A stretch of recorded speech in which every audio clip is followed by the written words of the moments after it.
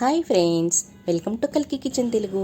ఈరోజు recipe crispy tasty spicy కరకరలాడే tea snacks.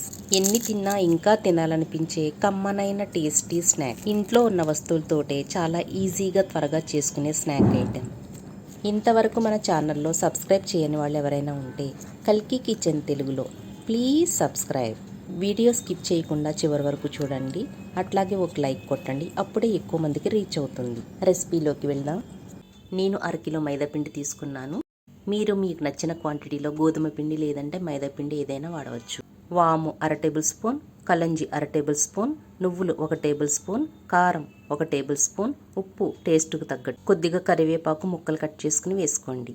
ఇవన్నీ కలిసేలాగా బాగా మిక్స్ చేసి 4 టేబుల్ స్పూన్ల నెయ్యి లేదా నూనె మరుగుతున్నది వేడివేడిగా ఈ పిండిలో వేసి ఫస్ట్ స్పూన్తో ఇట్లా మిక్స్ చేసుకోండి.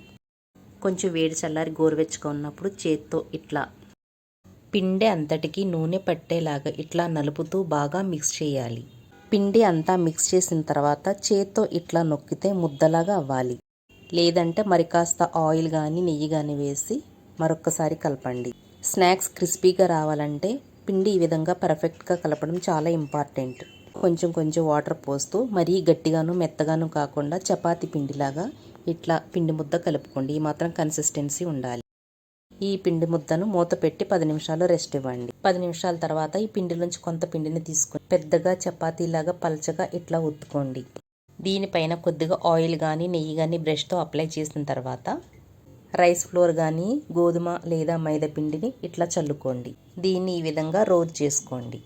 ఈ రోల్ నుండి సమాన భాగాల్లో ఇట్లా ముక్కలు కట్ చేసుకోండి. కట్ చేసిన ఈ భాగాన్ని చపాతీ కర్రతో చపాతీలాగా రౌండ్గా ఇట్లా చేసుకోండి. దలసరగా ఉండకూడదు, తిన్నిగానే ఒత్తుకోండి. ఎంత పలచగా చేస్తే అంత క్రిస్పీగా ఉంటుంది. రెడీ చేసి పెట్టుకున్న ఈ చపాతీ పైన కొద్దిగా ఆయిల్ కానీ నెయ్యి కానీ అప్లై చేసి వీడియోలో చూపిస్తున్నట్టుగా ఇట్లా ఫోల్డ్ చేసుకోండి. వీటిని బాగా మరుగుతున్న నూనెలో వేసి గోల్డెన్ బ్రౌన్ కలర్ వచ్చేంత వరకు వేయించుకోండి. ఫ్లేమ్ మరీ స్లోలోను హైలోనూ కాకుండా మీడియం ఫ్లేమ్లో ఉండేలా చూసుకోండి. లైట్ గోల్డెన్ బ్రౌన్ కలర్ వచ్చాయి. వేగిన వీటిని తీసుకుని పక్కన పెట్టుకోండి. చూడ్డానికి కూడా డిఫరెంట్ లుక్తో ఎంత బాగున్నాయో చూడండి. అట్లాగే ఇంకొక లీఫ్ డిజైన్ చేద్దాం. మీడియం సైజులో చపాతీలాగా ఇట్లా పల్చగా చేసుకుని దీన్ని 4 భాగాలుగా కట్ చేసుకుని ఇట్లా ఫోల్డ్ చేసుకోండి. ఫోల్డ్ చేసిన వీటిని ఒకదానిపైన ఒకటి పెట్టుకుని కార్నర్స్ పైకి వచ్చేలాగా పెట్టుకుని దీనిపైన ఊస కానీ పుల్ల కానీ పెట్టి ఇట్లా ఈ విధంగా ఫోల్డ్ చేసుకోండి. ఊస తీసేసి చేత్తో ఇట్లా లీఫ్ లాగా ఒత్తుకుని మరుగుతున్న నూనెలో వేసి లైట్ గోల్డెన్ బ్రౌన్ కలర్ అయ్యేంత వరకు వేయించుకోండి. ఇట్లా డిఫరెంట్ డిజైన్ చేయడం వల్ల చూడడానికి కూడా లుక్ చాలా బాగుంటాయి. ఇంట్లో ఉన్న వస్తువులతోటే హైజెనిక్ ఇట్లా డిఫరెంట్గా తయారు చేయడం వల్ల పిల్లల్ని బయట ఫుడ్ నుండి అవాయిడ్ చేయవచ్చు. వాళ్ళు కూడా ఎంతో ఇష్టంగా తింటారు. మరొక రిబ్బన్ డిజైన్ చేద్దాం.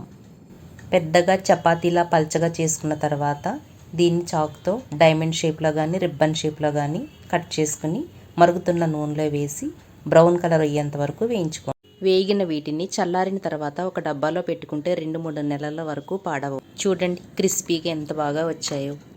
చూస్తేనే మీకు కూడా తినాలనిపిస్తుంది కదా. ఇంకెందుకు ఆలస్యం, మీరు తప్పకుండా ట్రై చేసి రెసిపీ ఎట్లా వచ్చిందో కల్కి కిచెన్ తెలుగులో కామెంట్ చేయండి. అట్లాగే తెలుసున్న వాళ్ళకి షేర్ చేయండి.